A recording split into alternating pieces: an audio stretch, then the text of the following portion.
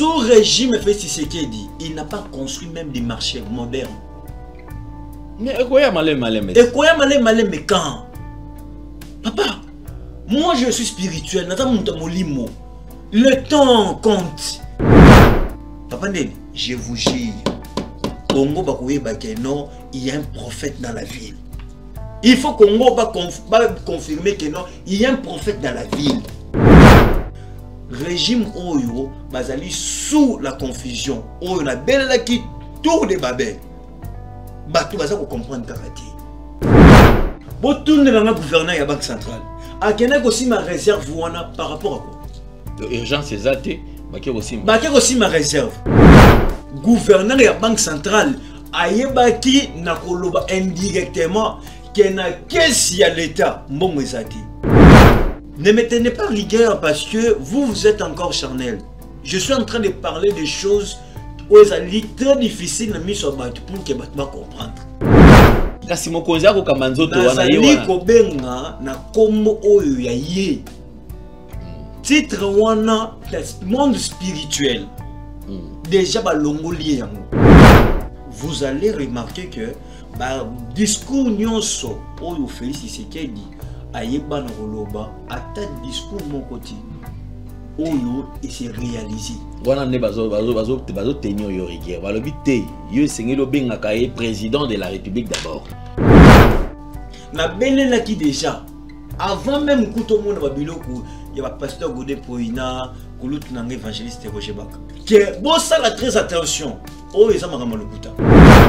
Ce qui même que nous avons une opportunité, il y a en face, il y a gouverneur, il y a banque centrale. Nous avons dit que aux aliments dans le Kuta, monsieur Nicolas Kazadi, il avait dit ceci. Nous avons signalé au peuple congolais qu'il n'y a aucune société publique où ils ont régénéré les revenus. À ça, on a raison. Comment ça? Oui, parce que le gouverneur de la banque centrale a coûté le côté na kata caisse. Nazarana na posaraka awa na veille il a fait ya Noël le 23 décembre, le 24. Boya ko bozongela nga po boye bisanga to ya dollar comme na combien? Non, c'est la honte. Mais le gouverneur a ça là. Gouverneur na. Bumba osomona msala. Parmi le gouverneur, parmi les 26 gouverneurs, il y a 26 provinces. Le plus incompétent c'est qui? C'est bien lui. Manda o nazana ngo nazo lobby la Congo. Nazo lobby la Bikolo. Ozo lobby la Congo mais il faut yeba. Il y a un prophète qui a précisé que les lots élus des dieux onzambe penache pona ko moko ekene liboso ali présent Félix Tshisekedi. Nani lobby un prophète. Nani Papa Ndeli. Nani lobby makambo wana. Nana lobi makambo collègue na yo nana lobi makambo na senga yo toujours tongo midi pourquoi débat contradictoire. Le roi divin azali ko akoyeba ko konza mboka oyo pe ko konza bikolo. Félix Tshisekedi il contrôle seulement quelques territoires ya Congo, quelques territoires parce que ba botole ba territoire mususu et pas nanga. Papa Ndeli aujourd'hui vers 2h du matin, 2h17 tant on a eu Kosutuka. Nini oyo ngana moni. Nazali ko mona nakati ya vision baza ko laksangai nini. Bazali ko laksangai na se retrouver nakati ya zamba. Zamba wana moi je na nzambe azali ko accompagner ngai. Tanga azali ko accompagner ngai. A télémisi entre Zambana et Balé. Mais à ça qu'on l'accent ce qu'on a ngambu ya loboko à droite. Albitala na balusi misu na ngakotala. Nazali ko mona un veillard. Koko moko so bima kuna. Azo bima asimbi porte-clé. Porte-clé wana eza na fungola misato. Le 3 clé wana ezali ko lakisa pouvoir. Fongola wana na kokita pour afongola pour yabim. Et en ce moment que je suis en train de vous dire, il y a déjà l'armée céleste a eu contrôle du monde entier, pas seulement le Congo, pas seulement Kinshasa.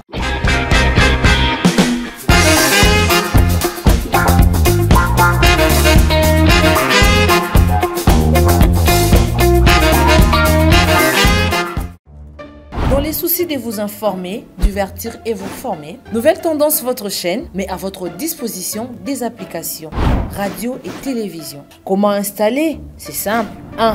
Rendez-vous sur Play Store ou App Store. Tapez TVNT pour la télévision et RNTFM pour la radio. Pour répondre à vos préoccupations, contactez les bureaux. Merci pour votre acte de bienveillance. C'est compliqué, en fait, Abraham... Vérité et réalité, mesdames et messieurs, vous nous suivez sur Nouvelle Tendance Télévision, culture d'excellence au rendez-vous. C'est un honneur de vous présenter ces grands magazines, comme d'habitude. Alors, partout où vous êtes le bienvenu. Alors, parlons de la Fondation D au cœur de la nation, ainsi que l'orphelinat Famille du Cœur Christ Rédempteur. À travers cette opération, vous êtes sensible au cri des détresses, vous voulez soutenir les orphelins, les veuves, les démunis. Pensez à cette structure et certainement Dieu va tous nous bénir. Nous parlons plus en image et on se retrouve tout juste après.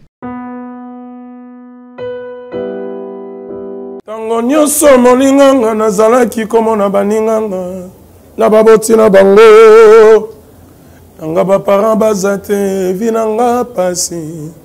Est-ce que kokufela baboti ezali sumu? Kozanga baboti est-ce que ezali sumu?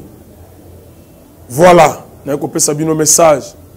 L'orphelinat Christ Rédempteur et ana posa lisungi na bino. Tala musala munene ezosala pona bana. Tala musala munene ezosala pona bana oyo mokili etiki ebwaki. Mais nzamba termine nzelo orphelinat oyo pona ko encadrer bana oyo. Yaya lisungi na yo to ana ngoposa. 1 euro no to ana ngoposa pona mwana moko. Tango mwana moko allié nzambe ya bitike oya permettre ete na nzela no mwana alia akobosa na ote. Voilà message ya l'orphelinat Christ Rédempteur. Tu as besoin de lisungi na bino. Ba numéro za na se kota contact na biso assistance na yo et aux lisungi pona bana. Que le Dieu des orphelins a bénir diama mutu nyoso ja ta likanisa ko sala quelque chose. Pe osali yango zamba pambola bino.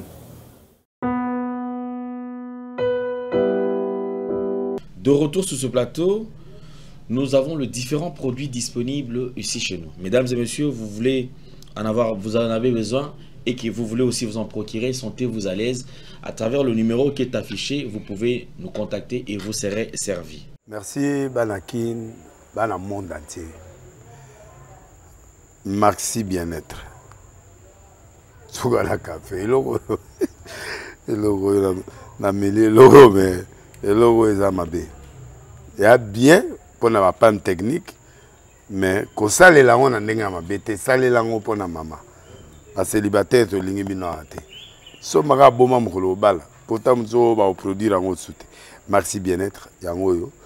Lukango benga ndekonanga alendele ye mutu ayebi esika ko fournir yo autant que tu veux, $35.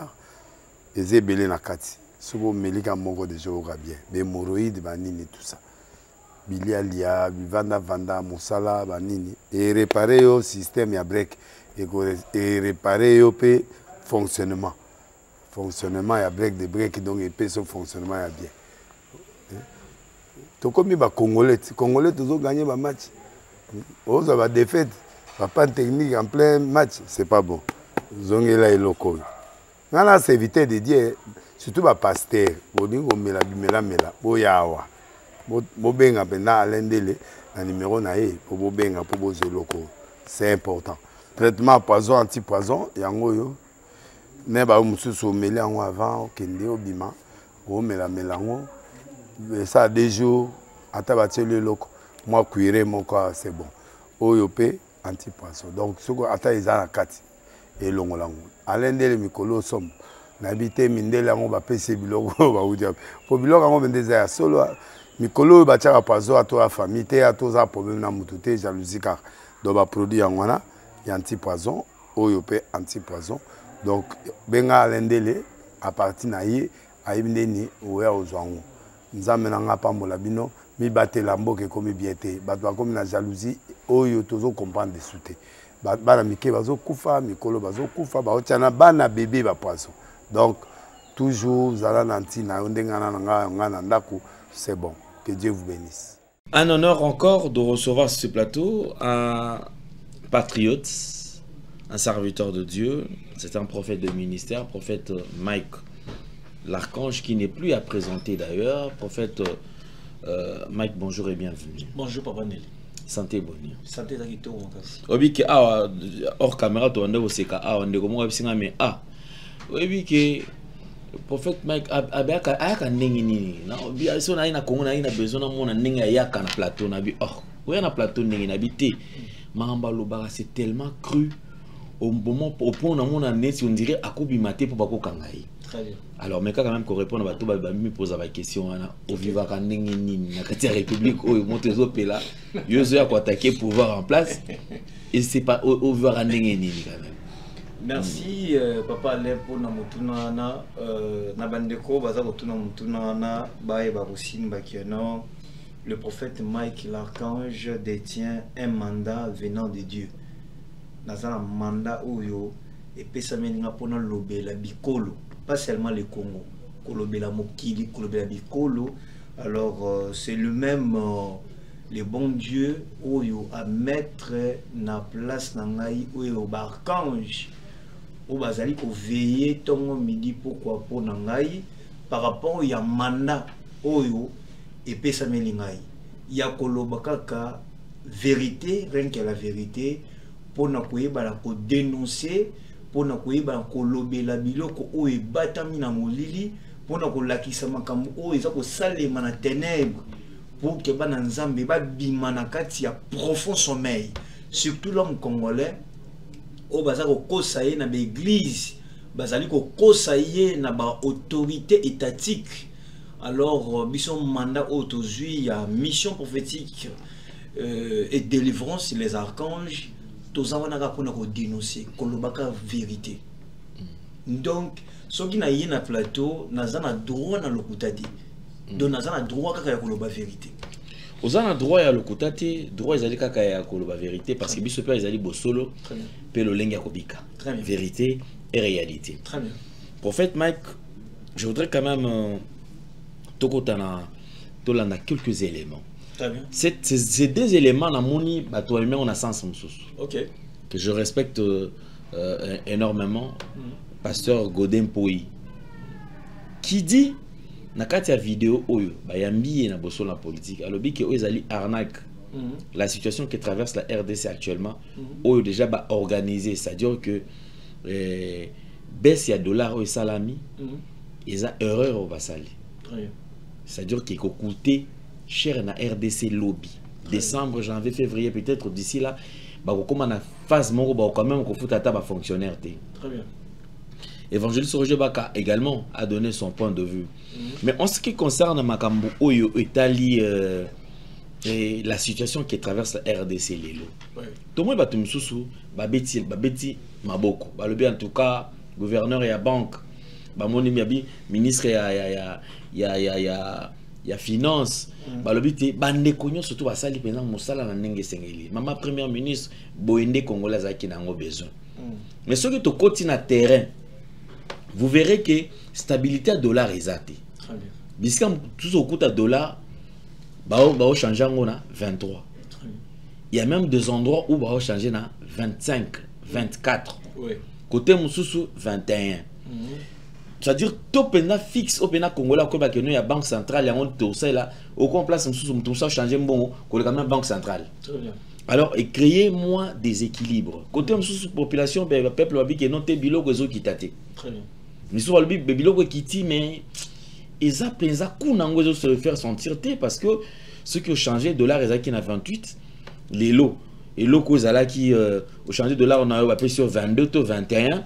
Mais ceux qui ont commis na bisika oyo bandaki ko somba eloko na 20 000 parce que là on a na 19 500 500 de elongo c'est-à-dire que yo au bénéficier pensate. Très bien.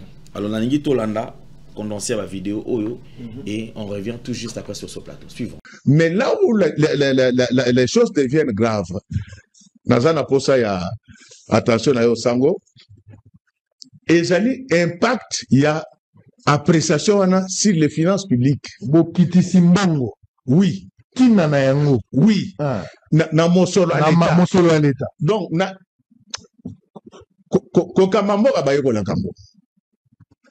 Donc, surtout, tant que vous allez qu'on mesure monétaire, des gens qui ont, je ne veux pas utiliser des mots qui fâchent, mais je veux dire que dans des pays des hommes normaux, lorsque vous voulez qu'on fasse apprécier monnaie nabiso, on fait ce qu'on appelle des simulations. C'est-à-dire que le appréciation est artificielle parce que n'a séché ma banque, na liquidité ya franc congolais. Il faut abandonner comme ça la simulation. Au lobby, ceux qui ciblent, c'est-à-dire ceux qui m'ont oyu. Quelle sera la résonance de cette mesure-là sur les autres variables? C'est-à-dire, ngai loko na faire apprécier monnaie nanko. Finance publique et kota moulandengeni. Tala sigo place les kamwezawa. Namboko yabiso. DGDA. DGRAD. DGI. La DGI n'a pas expliqué na simo. Ba régie provinciale. Ba impôt na bango nyonso ezalaka annulé sur les taux d'échange. Or, nous sommes en plein exercice budgétaire avec un cadrage macroéconomique défini. Or, tant que yo ozo ya ko baisser, to wana na ndenge ya ndenga loyenge na ndenga manière cosmétique. Oui, donc mankiona. Et ko kitisa sikoyo ba mbongo nyonso abidé à l'état. Conséquence c'est ça que l'état à cause de la ressource na mbongo akokokate kwa futa rabatu. Donc kitisi mbongo wana na ndenga chikicha cha yangwana donc yango sikoyo conséquence yango. Donc il faut déjà les lots pour s'attendre que ba recette à kokita ba recette à DGRAD kokita ba recette à ba régie provinciale et kokita. Donc l'état peut perdre. C'est l'état. Non, c'est l'état qui va perdre. Oyoki prix examen multiplié par 10 et bouger na ebisego ke bazolo tabandoto tala bayaya bozo fouté bayaya gouvernement bozo fouté donc bokolisa bokalinga makambo na lobite ke na leki bino na mayele me bozo lukele biso pasi. Donc ça ne vous coûte rien, bo vandi, bo sololi, bo sali makambo.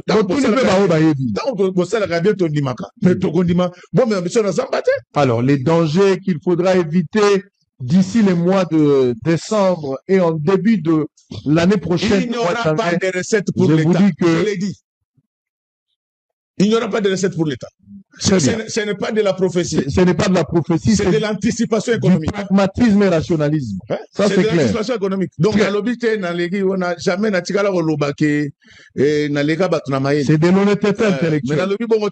J'ai eu une chance exceptionnelle dans ma vie. J'ai fréquenté l'université d'Harvard. Number one. Très bien. Alors, on va dire quoi? Comme stock, il y a des réserves, on les a toujours en francs congolais. Ils ont acquis 2300 milliards. Et commis 1 milliard.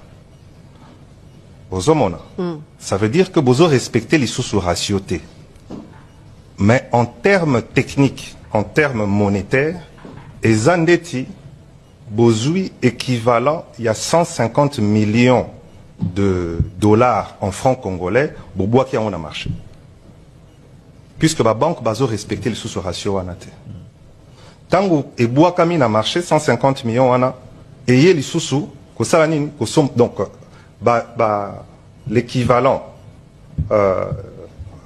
c'est à peu près tout le bas 400 millions de 400 milliards de francs congolais bon 300 et quelques de francs congolais bois qui na marché ba ko salanine na francs congolais ana ba ke ko somba dollar. Dépréciation moussous. Alors, na moment où la Banque centrale est décidée, il y a qu'à jouer un instrument de politique monétaire moussous. Bah, augmenter taux directeur na 25%.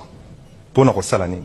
Pour nous pousser la banque, bah, il y a qu'à placer les francs congolais na bango, na Banque centrale, de telle sorte à réguler le marché pour bas franc et commis et belé. Donc, mais vous avez que tant que vous placez mbongo na bon BCC à 25%. Ce que chaque 1 milliard. Au bout, il y a une année, et commis combien? Ce que tu as qui 1 milliard. Au Tchèque, 25%. Au bout d'une année, il est commis 1 milliard 250 millions. Bah, francs sous-sous. Et commis belé. Et que ça la nini? Et que somba? Dollars. Dépréciation. Donc, Zalaki na oyo bengaka en économie effet boule de neige. Donc, tozo landa et loko bat ba éviter c'est que na période wana en même temps banque centrale et zo matisato et matsaki to directeur na 25% pour ba banque ba yaka kaka. En même temps petango ba effet pervers nango la banque centrale a injecté des devises pour calmer le marché. Mais au fait, on avait un déséquilibre lié à une surliquidité, pardon, dans le français, et les cas qui est belé dans le marché, parce que coefficient wana, il y a réserve obligatoire, n'engezala qui stocké na franc congolais. Voilà. Alors, tango ngai na komi le 23 juillet, Nazaki nommé le 23 juillet, mais Nazui, tout ça les remises et reprises, le 4 août. Ma première réunion Nangai pour Ezalaki mitin de Oyo Nazwaki et pas Yatata Mokuti. Natal et Laeli Kambu Oyo ya taux de change, na banque centrale, n'engue na komeko kende kuna. Na sali réunion na ba équipe il y a banque centrale pour tout à instrument nion sur la politique monétaire et tout monde était et loko wana il y a coefficient à réserve obligatoire wana il y a ngonde mutu ezalaki cause il y a dépréciation en bon il y a franc congolais par rapport à dollar parce que l'État avait accepté que bah merci beaucoup. Namoni, Bataxé, prophète, évangéliste Roger Baka, on a pasteur Godin Pouebabi qui ce sont des prophètes de malheur. On a dit qu'on prophétisait malheur. Pour na bango ba okali copier sa point de vue en ante. Réaction nos alignes.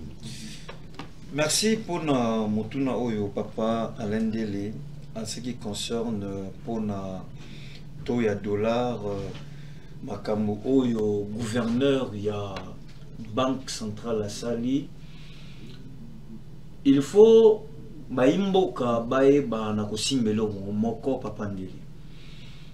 Baimboka il faut basimbelo moko que tozali sous régime o ezali ko bika na kati na lokuta. Ezali régime oyo evandi na kati na bosoloti. Parce que aujourd'hui vous allez remarquer que discours nyonso oyo Félix Tshisekedi ayeba na koloba ata discours mon côté oyo et c'est réalisé wana ne bazo tenir yo rigueur balobi te yo sengelo benga kaye président de la République d'abord balobi dans ce sens oui balobi sengelo benga kaye parce que surtout yo la serviteur de Dieu il faut d'abord reconnaître autorité o yazana papa ndele moi je pense que peut-être les gens basent la confusion nini ngai nazali moto nazo bika kati na spiritualité nzoto ezali mais nazali moto molimo nzoto o ezali ko kamba mana moto ya mona zoloba boui kasi mokonzi ako kamba nzoto wana ye wana ko benga na kombo oyo ya ye titre wana monde spirituel déjà balongoli yango makambo nazoloba. Et c'est très difficile que tu vas comprendre. Spirituellement, déjà qu'il y a un babouye, na mon alima. Ils ont anticipé mandat na silité, yo lingi lo déjà. Papa Nelly. Mandat oyo est aussi là. Et il n'y aura pas le coup d'état. Na nosaki déjà que batunyon subako luka ko sala coup d'état na mboka oyo, ils vont pas réussir. Parce que yé fait Tshisekedi. Montazali combattre la ye ezali ya wenzambi.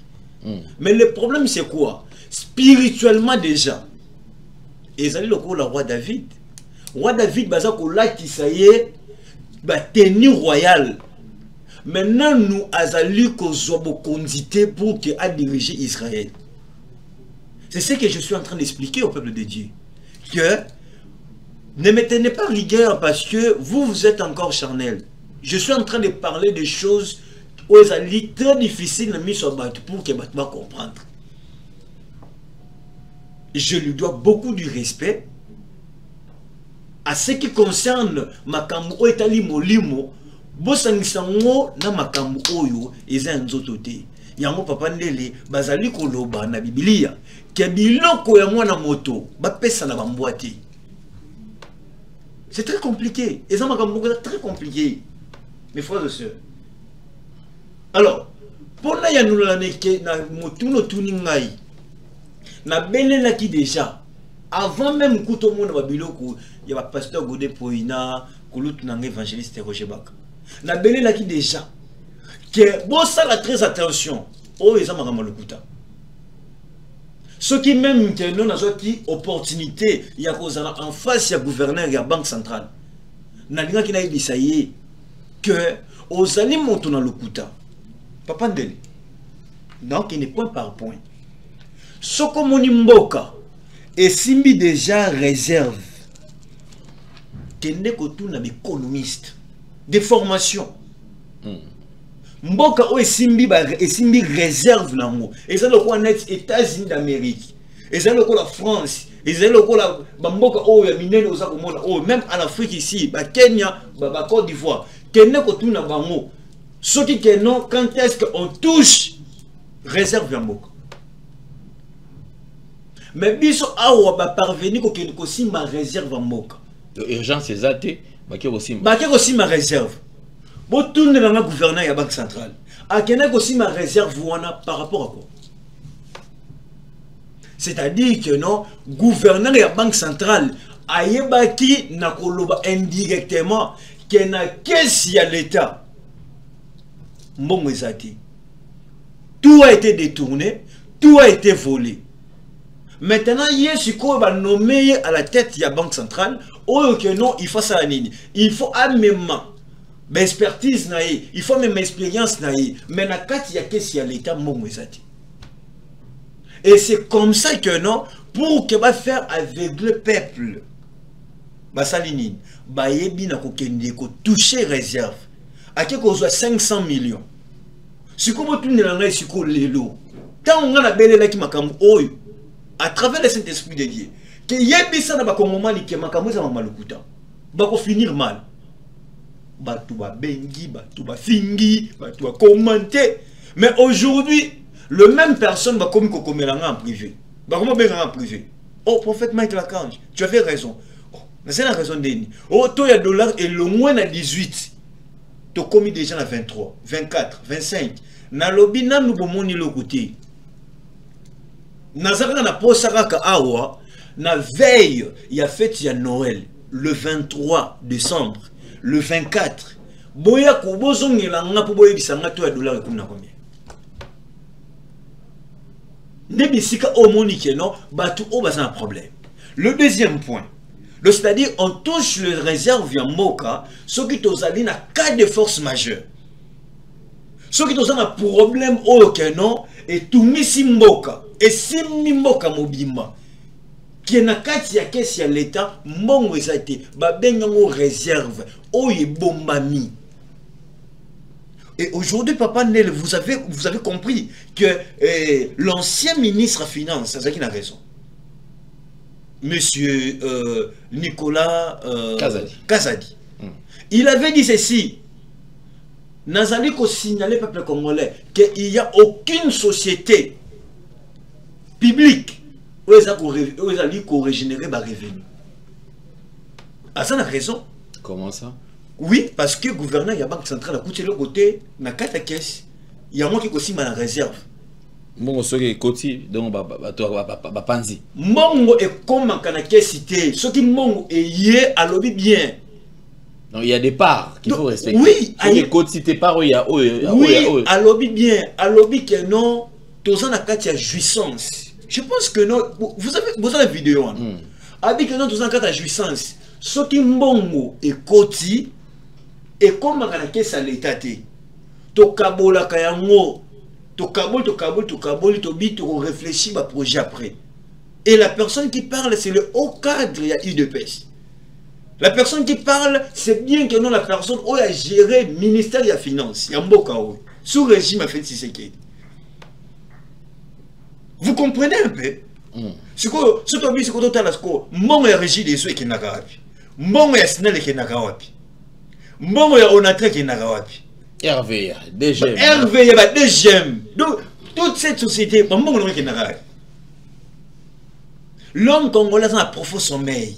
Alini awa non, non, il faut tout bimanakata sentiment, tout bimanakata népotisme, tout bimanakata qui fanatisme, total l'avenir yamboka.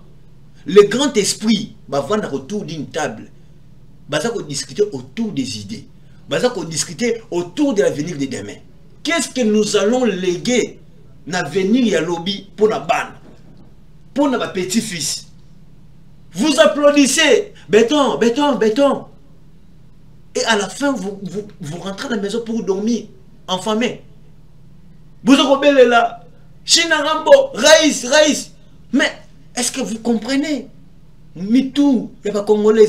Mais le président pouvait avoir cette bonne volonté, mais peut-être bateau, collaborateur, et faciliter ta journée. Parce que c'est déjà, il y a yo, Libanda. Il y a gouvernement to Liban avant de nommer aux autres bakino au salam musala. Une fois va sur place, au sala sum salate, na place au salam musala pour soigner image à chef de l'État. Yo obani sous ko salir sous image à chef de l'État. Tout le monde a on les salama. Ah quand même. C'est la plus grande honte, Papa Ndeli, parce que bandeko oyo bazak au travail tout autour, il a fait ce qu'il dit, bazak au tala leur propre intérêt. Baota la bana na bango, baota la bandaku na bango, baota la intérêt à peuple congolais. Aujourd'hui, vous avez vu, il y a encore eu la pluie. Mais est-ce que au coquille qu'on soit véhicule ne peut pas nélé au surclé ville à Kinshasa? Que au confirmé parce que vous êtes journaliste d'investigation. Au confirmé na bandeko bana na biso ke non mboka oyo et ton ami. Non, c'est la honte. Mais le gouverneur a ça, ça là. Gouverneur, parmi le gouverneur, parmi les 26 gouverneurs, il y a 26 provinces. Le plus incompétent, c'est qui? C'est bien lui. Non, en faisant quoi, par exemple? Oza, il a besoin et avancer. Et si la zone de moi, la mission, dossier manco kadi. Ozu, route secondaire, ou azali ko sala. Papa Ndeli. C'est la plus grande honte. Sous régime Tshisekedi, il n'a pas construit même des marchés modernes. Mais quoi mais quand? Papa, moi je suis spirituel. Le temps compte. Et quoi quand? Bazuba maman na biso papa ko débrier. Nazando ba bengani bango. Dossier moko flou, bazwa dossier bezandouana, ba pesango pas indien moko boye, osoki indien wana tongi après 20 ans ko zonge la gouvernement congolais. Mais entre-temps to wana ko zwa par na biso. Wana uti makambo wana uti na régime ya Kabila. Et régime a Tshisekedi neza ko gérer. Papa Ndeli, tozana un profond sommeil. Aujourd'hui, banani o bazo dominer économie ya mboka na biso. Na zongi sous son motuna. Ce ne sont pas les Congolais qui dominent l'économie en Bokao. Parce que l'homme congolais ne produit pas. Toujours l'onani. Toujours tekanini libana en Boka. Toujours produit ni. Il n'y a rien, Papa Ndeli. Nakati ya marché, il y a ce que nous appelons principe, il y a l'offre et de la demande. Mais il y a un Boka. Pourquoi toujours Bozako Kosabiso qui est non, toi dollar et kiti, mais pourquoi on a marché? Bilo que so kitati. C'est parce que économie en moka et vani na maboko ya ba congomanité et vani na maboko ya ba étranger, ba expatriés. C'est ça. Yongo zo mona ki non, bino mo kiti dollar na bino, mais bango ba ko kitsa bilo côté. Parce que biso produire té. Nous avons laissé nos terres et ça l'a acheté par des expatriés. Partout. Dans ma principale nyonso, dans ma grand alter, au monde, ce sont des magasins où on va construire des expatriés. Si nous laissons Batou au Indien, Chinois, contrat Libanais, signer un contrat. Signer un contrat, parce qu'aujourd'hui, nous sommes dans un pays, tout ça sous régime, tout à la légère. Nous sommes à place stratégique. Na ministre de l'urbanisme, na ministre en charge de faire frontière, faire foncière, bazali ko tika, bazali ko comprendre le comment côté. Papa Ndeli, régime oyo bazali sous la confusion. Oyo na belle qui tour de babel. Batou bazali ko comprendre karaté. Papa Ndeli, je vous jure, Congo bakoye bakeno, il y a un prophète dans la ville. Il faut Congo va confirmer que non, il y a un prophète dans la ville. Le prophète gloire à Dieu. Mais nous avons un mandat. Mandat on a un ngo, nous avons lobby la Congo. Nous avons lobby la Bikolo. Nous avons lobby la Congo, mais il faut y aller. Il y a un prophète qui a précisé que les lots élus des dieux on zame penache pour un coq moko ekene liboso ali présente Félix Tshisekedi. Un prophète. Nani Papa Ndeli. Nani lobi makambo wana. Nani lobi makambo wana. Collègue na yo. Nani lobi makambo wana. Na senga yo toujours tongo midi pourquoi. Débat contradictoire. Na kopesa moto wana même pas 5 minutes. On rappelle il faut débat les onga, il faut débat les onga parce que naza na posa obengela nga mutu wana le plus vite que possible. Faites ce qui est dans la roi Divinity. Pourquoi ça roi Divinity? Parce que d'abord faites ce qui n'est pas un prophète. Le roi divin c'est un grand prophète. Critère à Liboso, Azate. Deuxième critère, le roi divin c'est polygamité. Troisième critère, le roi divin azali ko akoyeba ko konza mboka oyo pe ko konza bikolo. Faites ce qu'il contrôle seulement quelques territoires il y a Congo, quelques territoires. Parce que les territoires et pas Nanga. Alors, je voudrais, parce que comme nous avons deux éléments utiles au Lekana, déjà, je voudrais quand même le prophète Mike. Nakota la Congolais droit aux yeux. Donc, il y a une période à la fête. Très bien. Congolais a complètement perdu. Oui. Mais tout au juste, attitude ni n'a adopté. Na sala nini pour na longo na situation na dali ko traverser les loboué mais yo étant que moto zali ko mona orientation nini ko senga na bango keno mboka oyo ba congolais boza la distraite parce que net si to ko na kata confusion photo Masamboki di abimi na uti ko la ba image awa Masamboki en 2022 il parle de l'arrivée à roi du vin 2023 Masamboki di sort une prophétie annonçant les décès. Il y a une grande autorité. Oui. Un homme influent. A sengi na kati na profession, a sengi na bato le week-end te to bon de la te po eloko na elonga parce que ekoko kisama. Mais tout ça melande kimia ezala na mboka. Très bien. 2024 2023 wana même 2023 Masamboki dit a fongoli a lancé parti politique naï. Après le lancement parti politique, Masamboki dit a bandi à l'équipe d'émission moko azali ko annoncer à le roi du vin azali koya et puis n'azoya wana président Félix Tshisekedi makambuto azosala ngo pona ko préparer arriver à roi du vin 2025 à s'autoproclamer ba introniser roi du vin. On se pose la question, c'est sûr que makambo qui préparé, il a qui bien préparé parti par parti. Parti par parti. Les lots congolais ont la confusion. Il y a un prophète parce qu'il n'y a pas de solo avec Makamo Azali Koloba et Zotana intelligence qui bon moto Teza Molimo Néamoni. Très bien. Des motos ABC. Très bien. Il y a des prophètes. Nini Koloba. Merci beaucoup. Je pense que Ndeko a une confusion. Ezali Naba Oyo Bazali be élu de Dieu. Oyo Nzambe a poni pour annoncer l'arrivée à roi divin. Kouta Nanvuluzi Papa Simon Kimbangu Oyo annonça qui déjà l'arrivée à roi divin pour Namboka ya Congo pour diriger Congo peut diriger Bikolo Moussous. Mais le roi divin en question, ce n'est pas Massambukidi. Massambukidi a une confusion. Et Massambukidi a animé par des esprits vaudou. Au moment où il a intronisé qui était, il a intronisé qui était Soloka. Et puis, roi divin, pour votre information, on ne peut pas l'introniser pendant la nuit. Parce que le roi divin a un pouvoir. Il y a le Dieu, le Père, le Fils et le Saint-Esprit de Dieu. On ne peut plus jamais introniser pendant la nuit. La nuit, c'est l'obscurité. Nous sommes dans la lumière. Le roi divin va introniser par la lumière. Et qu'on a l'élection. Et qu'on a il y a coup d'état. Le roi divin, Papa Ndele, qui vivra, verra dans ces pays. Attitude nini ba congolais. Attitude oyo. Oui.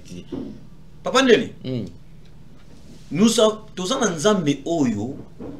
Akoki ko sala na précipitation te ya ba pensée humaine. Aeba kana ko jouir na temps convenable. C'est-à-dire que non, nangai na yo na ba kongomani parce que patience, la patience c'est ali moko ya ba fruit o ya molimo mosantu. Soko tangi na Galates 5 21e verset, bazali ko laksa biso ba fruit de l'esprit. L'amour, la bénignité, la tempérance, la patience. Zala la patience parce que nous tozali na nzambe oyo Bible eza ko lobaki non. Il n'est pas un homme pour mentir, ni le fils de l'homme pour se repentir. Ce qu'il promet, c'est ce qu'il réalise. Tant on a lali Papa Ndele, bazali ko tangisa ngai beaucoup wana Apocalypse. Le mission autre lekisi tout salina yo nayaki na message sur l'Apocalypse chapitre 5. Koyebisa na ba kongomani keno, celui qui arrive, c'est un lion. Il veut avec l'autorité. Aujourd'hui, Nazoya Koyebisa Bakongomani, na Yesu na beaucoup en Apocalypse, chapitre 20. La Bible dit ceci. Permets-moi de lire. Premier verset. Puis je vis descendre du ciel un ange qui avait la clé de l'abîme et une grande chaîne dans sa main. Il saisit le dragon, le serpent ancien, qui est le diable et Satan, et il le lia pour 1000 ans. Il le jeta dans l'abîme, ferma et scella l'entrée au-dessus de lui, afin qu'il ne séduise plus les nations, jusqu'à ce que le 1000 ans fût accompli. Après cela, il faut qu'il soit délié pour un peu de temps. Et je vis de trône, et à ceux qui s'y assirent, fit donner le pouvoir de juger. Et je vis les âmes de ceux qui avaient été décapités à cause du témoignage de Jésus et à cause de la parole de Dieu, et de ceux qui n'avaient pas adoré la bête ni son image et qui n'avaient pas reçu la marque sur leur front et sur leurs mains. Ils revinrent à la vie et il régnerait avec Christ pendant 1000 ans. Papa Ndele, aujourd'hui, vers 2h du matin, 2h17, tant on a eu Kosutuka, nini oyo ngana moni, nazali komona nakati ya vision baza kolakisa ngai nini. Bazali kolakisa ngai na se retrouver nakati ya zamba. Zamba wana moi na nzambe azali ko accompagner ngai. Tant azali ko accompagner ngai atelemisi ngai entre zamba na ebale. Mais azali ko lakisa ngai ko na ngambu ya loboko à droite. Alobi tala na balusi misu na ko tala. Nazali ko mona un veillard koko moko so bima kuna. Azo bima asimbi porte-clé. Porte-clé wana eza na fungola misatu. Et na fungola misatu wana azali ko kende ko remettre, mais la personne là ko remettre un jeune. Bazali ko pesa ye 3 clés. 3 clés wande ezali pour que akende ko fongola trésor ya mboka oyo. Botune langa batu oba mi bengi ba roi divin. Botune langa batu oba za ko ya ko noncer que non kingani aza roi divin. Botune langa bango est-ce que la personne ozali kolobela a eu 3 clés déjà ya ko fongola trésor ya mboka oyo. Le trésor ya Congo bakangi yango na bakadena misato. Oyo bapesi 3 clés na roi divin. Voilà selon ndeko monaki. Moi j'entends baza ko laksanga. OK. Le roi divin, voilà que non baza ko pesa. La personne qui a ko pesa le roi divin 3 clés wana un vieillard. Papa mukolo mandefu ya pembe. Aza ko pesa les 3 clés. Azali ko yebisa que non richesse ya mboka oyo. Yango. Et les 3 clés naza ko tuna. Mais pourquoi 3 clés? Alors le roi divin tant azali ko ya na koya ko siéger ko régner na mboka ya Congo pour influencer bikolo oyo ko mona États-Unis akoyeba ko kita na se ya Congo. Le 3 clés wana ezali ko lakisa pouvoir. Il y a Dieu le Père, Dieu le Fils et Dieu le Saint-Esprit de Dieu. Ceux qui m'ont eu 3 clés wana te papa Ndeli aza roi divin. Botune langa masamukidi est-ce que azana 3 clés oyo le veillard appelle ça qui roi divin. Il y a ko fongola trésor parce que clé wana papa Ndeli tozat na tante ya ko kene ko defa mongo aux États-Unis. To ko defa mongo na Turquie. To ko defa mongo na Allemagne na France le 3 clés une fois roi divin zanango directement dans mon ndenge moi je nzamba za ko laksangai. Abi regarde là où on l'amène. On l'amène là où se trouve le 3 cadenas qui est bloqué mboka ya Congo. Et c'est le roi divin d'Ake Kofungola. Voilà message. Oh la tangi sikoyo na Apocalypse chapitre 20 que moi Janzambe azali ko kita. Tang azali ko kita. Na loboko na ye ya droite asimi chaîne. Na loboko à gauche asimi fungola. Fongola wana za ko kita po afongola puis abim. Mais na loboko à droite chaîne wana babi que non pour que allier le grand dragon. Papa Ndeli, Kanga Lelo, qui vivra verra. Vous verrez dans ces pays, les gens seront liés. Les gens qui ont détourné l'argent des peuples congolais. Les gens qui ont détourné la paix des peuples congolais. Même en Afrique, même au niveau occidentaux, les gens seront liés. Et en ce moment que je suis en train de vous dire, il y a déjà l'armée céleste a eu contrôle du monde entier, pas seulement le Congo, pas seulement Kinshasa. L'armée céleste a eu contrôle du monde entier. Le roi divin, oh, bah, tout basé au Lobéna plateau, il y a une nouvelle tendance. Ils allaient théâtre, ils allaient événement, il y a un siècle des siècles. Ok. Ok. Ok. Là, c'est très intéressant parce que. En fait, là on a battu, il faut que souci nabiso majeur est à la Congolais à retrouver sourire. Très bien. Vous savez, il est très facile kolobake na est bitu mezo le kana yozolia ozomela. Pourquoi? C'est parce que yo tu vis en paix. Et surtout biso anaki nous sommes épargnés parce que bitu mapende salama arrêté. Mais je poserai toujours la question aux Congolais. Ceux qui balinga zongi c'est la biso kaka événement oyoya affrontement ya Jean-Pierre Bemba na Kabila. Awa et ça lata une semaine. Na baraté to vivre ndengeni. Congolais tazali ko vivre na taux du jour, c'est-à-dire qu'il faut betaka yo lelo aux yeux kolia lelo. De ceux qui lobby neti mbule beti biso le journée mobimba bo. Et belé bala linzala. Lobby na bango samedi to ebité ekozala ndengeni. Et bon match quoi te kozala lobby samedi parce que mututu il faut bouger ce qui azwa. Ou a eu retard à l'élo, à combler un lobby et puis à un mandat pour le dimanche. Très bien. Dans la Congolais commence à vivre dans le calcul. C'est-à-dire que le Congolais vit comme calcul sur calcul.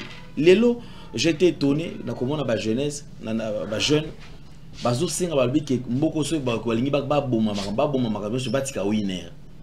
C'est-à-dire pour na bango winner et comment na sauvetage na bango. Très bien.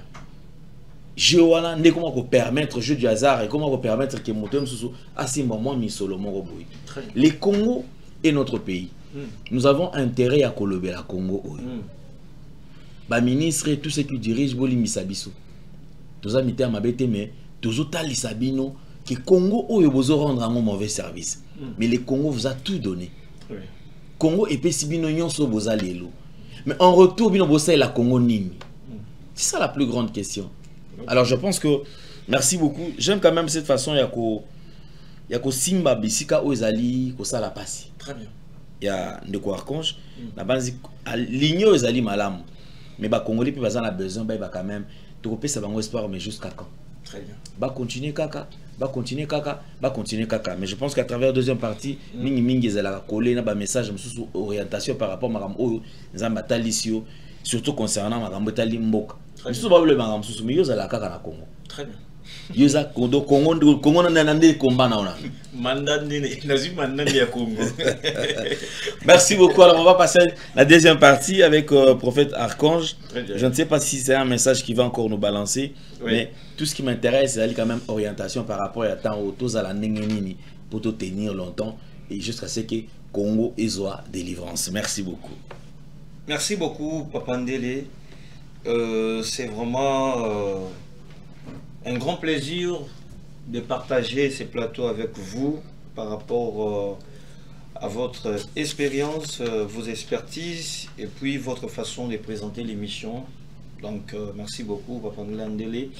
Alors pour la deuxième partie, Banekorangai nalingi bosimba partout place bozali que bobungisa bondimina binote parce que bamosusu bazali koloba que non bangonde baye na plateforme balobi s'envole le Congo. Ah Mai na mukongali bata. Regarde, le seul et l'unique sauveur ya Congo Kinshasa, c'est le Seigneur Emmanuel Jésus-Christ de Nazareth. Oyo akosakate, oyo akokisaka bilaka na ye. J'aimerais dire à quelqu'un aujourd'hui, si vous avez des problèmes, confiez-vous à l'Éternel, vous ne serez pas dessus. Et restez dans la présence de Dieu. Parce que, Totikali Awa, jour J, moins 46 jours, pour que l'année 2025 est ici là. Bien aimé, au yébite programme nini au monde des ténèbres, basali di kolona yo. Boyebi programme te oyo, basali ko sala di kola Congo Kinshasa. Mais je m'aimerais prophétiser et décréter aujourd'hui, étant que l'archange de Dieu, étant que mon sakolina nzambe, qu'il n'y aura rien dans ces pays. Ekolo ekolekate batu bazali ko bongisa mabe bango moko bakozina mabe wana. Le lenge moko ndenge pe place yo zali ozolanda nga, ozana Europe, ozana Amérique, ozana Asie, ozana Océanie, na Afrique, na Congo, na ba province ya Congo. Laisse-moi vous dire que non. Le seul sauveur, c'est le Seigneur Emmanuel Jésus-Christ de Nazareth. C'est lui, Yewanande, Azali Kobimisayo. Aujourd'hui, nakati na célibat, nakati na pauvreté, nakati na stérilité, nakati na prison satanique démoniaque, nakati na misala ya molili, nakati na alliance ezala libota mama na yo, ezala libota papa na yo, ezala misala o esimbi bino partout. Ok non, ozali ko bana makamu malamu, mais ozali ko sikisa mabe. Les esprits des échecs, les esprits des erreurs, les esprits de confusion, les esprits de contrôle. Bien aimé, appelle le prophète. Plus 943 97 590 19 41. Je vous dis, nous allons prier ensemble. Et il y aura des orientations venant de Dieu. Yahweh Nzambe a ko délivrer yo. A ko bimisa yo. Ozali na maladie, oza incurable dans nzoto. Oba tension, ba diabète, ba prostate. Le seul et l'unique, or on peut sa solution, c'est lui-même le bon Dieu. Oyo, appelle ce souffle de vie. Ozali loko na motuya, ko le kabilo konyonso. Akoye ba pe ko sa nini, akoye ba pe ko sa nini, ko bimisa yo na kata obscurité. Kuna totangi na Apocalypse 20, au temps premier verset. L'ange qui vient, azali koya na chaîne, azoué na fungola. Laisse-moi te dire une chose, bien-aimé. Que l'ange qui vient, azoya na mana ya moko ya winzambi. Nzambe a décidé aujourd'hui na kati sa vie na yo ba fongola bisika bakanga yo, bisika bakanga bana na yo, bisika bakanga mobali na yo, bisika bakanga mwasi na yo. Nzambe a décidé na moi jenaye alobi zo manda zo fungola kene ko fungola Congo, kene ko fungola biloko oyo nyonso ya bana Nzambe e bakina ko kangama bakanga libala na yo, bakanga musala na yo, bakanga santé na yo, bakanga bana na yo. Rien ne marche na kati sa bomo ya bana na yo. Esprit de mort eza ko tourmenter yo. Bazali ko luka tongo midi poko nde ba boma yo. Bazali ko tiela yo poison, oza ko souffrir plus au na ngai. Bien-aimé, appelle le prophète. Nous allons prier ensemble et Dieu va se manifester. Et l'ange qui vient, ayeka kana fungola te, pour la fungola makamuna yo, ya bana na yo, mwasi na yo, ya mobali na yo. L'ange qui vient, aza koya na chaîne. Pour na koyeba ko punir ba oyo nyonso ba yebaki na koyeba ko bebi sa vie na yo. Ba o ba bebi si vie ya bana na yo. L'ange qui vient, il vient pour lier ba lien sa libota mama na yo, ba lien sa libota papa na yo. Aza koya kusani, aza ko lier ba lien nyonso tungisa kiyo. Aza ko lier pauvreté wana, chasseresse wana. Aye ko lier banani musala na yo oyo au luka des années. Aza koya ko lié batu oyo ba yeba kinini ko condamner na kati na chômage, na kati na pauvreté, na kati na célibat, na kati na humiliation. L'ange là a eu mot d'ordre pour na kosala nini koya ko lié biloko wana. Et vous le verrez. Lorsque c'est un nœud 2025 avait se clôturé toutes les prophéties yamalam, toutes les promesses yamalam oyo ba yeba ko loba likolo na yo l'année 2025. Et si la teya Nzambe aye bakosani ko réaliser na kombo ya mona na école sur Christ de Nazareth. Que Dieu vous bénisse, je vous aime beaucoup.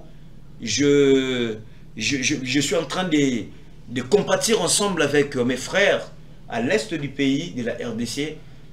Je suis en train Yakope Sabino Lissus Makasi de ne pas vous décourager. Yahweh Nzambe, il a pris une bonne note.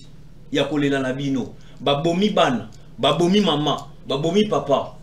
Et na tango oyo, botiela ya Nzambe Elikia, botia na régime OT, parce qu'il n'y aura rien. Ils sont au bout, bazali déjà au bout, babotoli bango déjà spirituellement, ba longoli na kati na bango déjà, ozali autorité. Botiela ya Nzambe Elikia. Elikia na biso pa ya Nzambe. Yenem de repérer sa solution Moka Congo. Yenem de repérer sa solution Namakamesa Kotunisa. Nzama Pambola Bino, merci beaucoup. C'était votre prophète Mike l'Archange, la sentinelle de la République. Je suis là. Merci. J'attends toujours vos remarques, vos suggestions, vos propositions. J'attends de tout sauf rien. Des remarques positives, tout comme négatives. J'ai un esprit ouvert. Moi, je n'ai pas le temps de discuter avec des petits esprits. Parce que moi, je suis un grand esprit. Parce que c'est lui qui est en moi. Il est un grand esprit, véritable. Alors moi, je suis là pour défendre la cause du peuple congolais. Je suis là pour dénoncer. Je suis là pour orienter les peuples de Dieu à retrouver Bola Mounaï. Je salue tous les archanges. Au niveau, il y a Congo, na niveau, il y a la province, l'Afrique, l'Europe, Amérique, Asie, Océanie. Je vous salue partout et mes collaborateurs partout. Vous êtes dans les différents continents. Que le bon Dieu puisse vous bénir. Alors, je vous souhaite déjà de bons week-ends chez vous. Merci et au prochain numéro. Merci beaucoup. Merci Banakin, Bana monde entier. Maxi bien-être. Sougala café, logo na mêlé logo mais logo est amabé. Il y a bien pour na panne technique mais ko sale la on ndenge mabe te sale la ngo pona mama. Ba célibataire to lingi bino ate. So maka boma mukolo bala. Pourtant mzo ba produire ngo soute. Maxi bien-être yango yo. Lukango benga ndeko nanga alendele yé mutu ayebi esika ko fournir yo autant que tu veux $35 et belé na kati sobo melika moko de jour bien be hémorroïdes banini tout ça bilia lia vanda musala banini et réparer yo système ya break et réparer le fonctionnement. Fonctionnement, il y a break, donc il peut ce fonctionnement bien. Tout comme les Congolais toujours gagné le match. Ils ont défaite, pas de technique en plein match, c'est pas bon. Ils ont là et local. Maintenant, c'est éviter de dire, surtout les pasteurs, ils ont mis la mela, boyawa, bobenga pendant l'endele, le numéro naé pour bobenga pour bozo local. C'est important. Traitement poison anti-poison, yango mais bah monsieur sommelé en avant, kende obima, o mélango. Ça a des jours, à tabater le loco, moi cuire mon corps c'est bon. Oyopé anti-poison. Donc ce qu'on attend ils ont la carte et longolango. Alain de mikolo somme. N'habiter mindela on va passer biloko va vous dire. Pour biloko on vend des airs solo. Mikolo va tirer poison à toi famille, à toi problème na mututé jalousie car donc va produit en wana y anti-poison, oyopé anti-poison. Donc benga Alain de à partir naïe aïbneni oué aux ango. Nous avons pambola bino mi batte lambo ke komi biete bato comme na jalousie oyo tozo comprendre de souté bana mike bazo kufa mikolo bazo kufa ba otiana bana bébé ba poisson donc toujours zala nanti na ndengana ngana ndako c'est bon que Dieu vous bénisse. Dans les soucis de vous informer, divertir et vous former, Nouvelle Tendance, votre chaîne, met à votre disposition des applications, radio et télévision. Comment installer? C'est simple. 1. Rendez-vous sur Play Store ou App Store. Tapez TVNT pour la télévision et RNTFM pour la radio. Pour répondre à vos préoccupations, contactez les bureaux. Merci pour votre acte de bienveillance. C'est compliqué, mais en fait, Abraham... Tango nyonso moninganga nazalaki komona baninganga na baboti na bango nanga baparent baza te vinanga pasi. Est-ce que kokufela baboti ezali sumu? Kozanga baboti est-ce que ezali sumu? Voilà, na kopesa bino message. L'orphelinat Christ rédempteur et ana posa lisungi na bino. Tala musala munene ezosala pona bana. Tala musala munene sala pona bano oyo mokile tiki ebwaki mais nzamba termina nzelo orphelinat oyo pona ko encadrer bana oyo yaya lisungi na yo to na ngoposa 1 euro no to na ngoposa pona mwana moko tango mwana moko alie nzambe ya bitike oyo ya permettre ete na nzela no mwana alia akobosa na ote. Voilà message ya l'orphelinat Christ rédempteur to na besoin lisungi na bino. Ba numéro za na se kota contact na biso assistance na yo et aux alisungi pour na bana que le Dieu des orphelins a bénir diama mtu nyoso ja ta likanisa ko sala quelque chose peut saler yango zamba pambola bino.